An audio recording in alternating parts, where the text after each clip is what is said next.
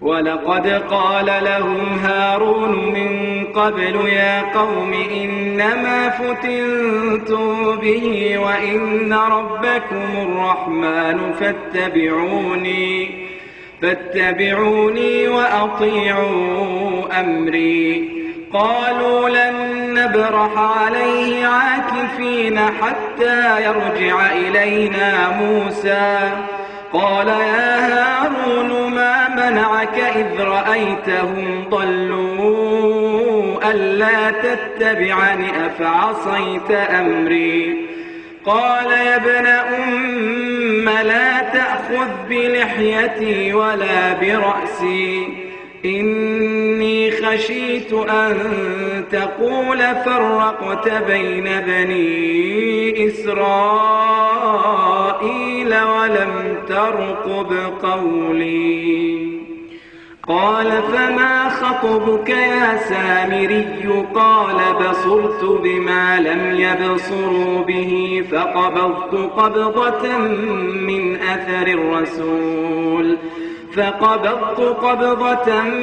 أثر الرسول فنبذتها وكذلك سولت لي نفسي.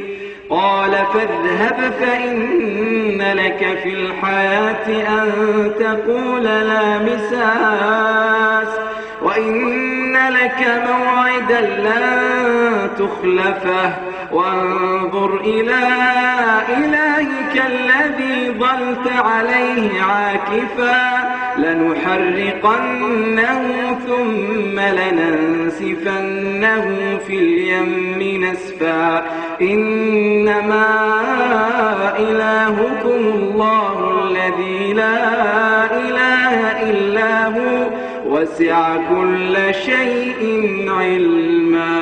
كذلك نقص عليك من أنباء ما قد سبق وقد آتيناك من لدنا ذكرا من أعرض عنه فإنه يحمل يوم القيامة وزرا خالدين فيه وساء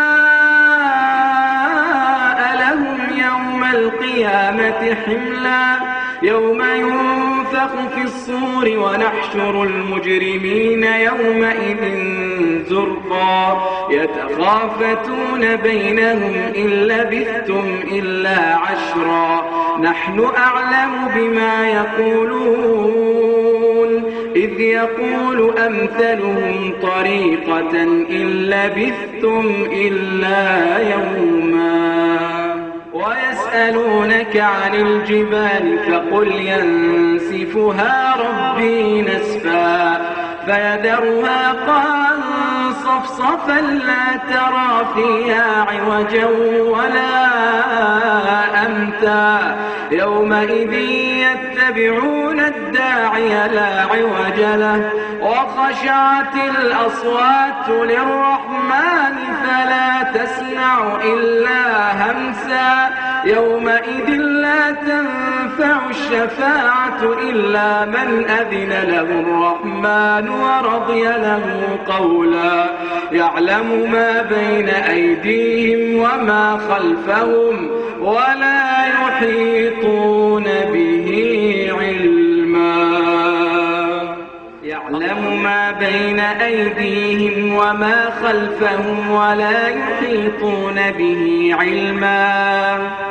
وعنت الوجوه للحي القيوم وقد خاب من حمل ظلما. ومن يعمل من الصالحات وهو مؤمن فلا يخاف ظلما ولا هضما. وكذلك أنزلناه قرآنا عربيا وصرفنا فيه من الوعيد لعلهم يتقون أو يحدث لهم ذكرا.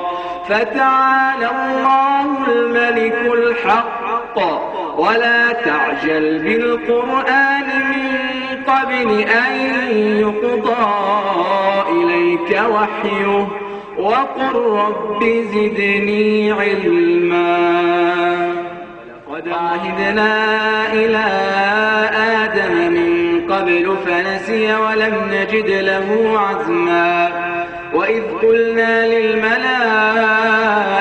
اسجدوا لآدم فسجدوا إلا إبليس أبى فقلنا يا آدم إن هذا عدو لك ولزوجك فلا يخرجنكما من الجنة فتشقى إن لك ألا تجوع فيها ولا تعرى وأنك لا تظمأ فيها ولا تضحى فوسوس إليه الشيطان قال يا آدم هل أدلك على شجرة الخلد وملك لا يبلى فأكلا منها فبدت لهما سوآتهما وطفقا يخصفان عليهما من ورق الجنة وعصى آدم ربه فغوى ثم اجتباه ربه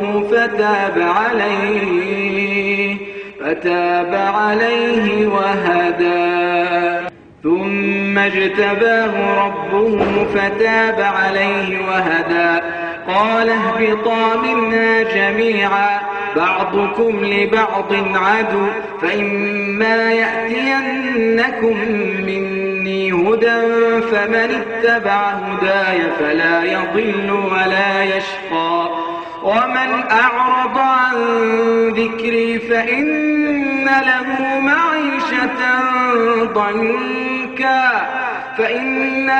معيشة ضنكا ونحشره يوم القيامة أعمى قال رب لم حشرتني أعمى وقد كنت بصيرا قال كذلك أتتك آياتنا فنسيتها وكذلك اليوم تنسى وكذلك نجزي من أسرف ولم يؤمن بآيات ربه ولعذاب الآخرة أشد وأبقى أفلم يهد لهم كم أهلكنا قبلهم من القرون يمشون في مساكنهم إن في ذلك لآيات لأولي النهى ولولا كلمة سبقت من ربك لكان لزاما وأجل مسمى فاصبر على ما يقولون وسبح بحمد ربك قبل طلوع الشمس وقبل غروبها ومن آناء الليل فسبح وأطراف النهار لعلك ترضى ولا تمدن عينيك إلى ما متعنا به أزواجا منهم زهرة الحياة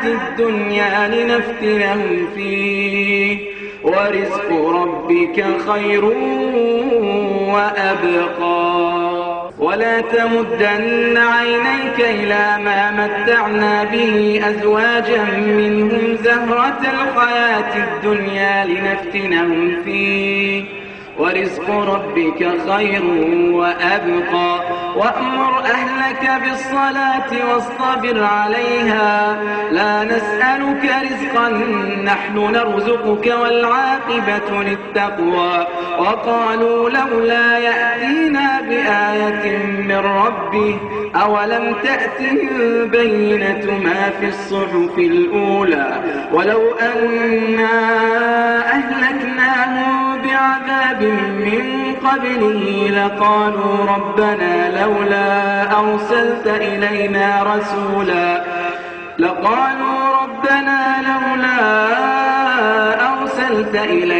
رسولا فنتبع آياتك من قبل أن نذل ونخزى قل كل متربص فتربصوا فستعلمون من أصحاب الصراط السوي ومن اهتدى.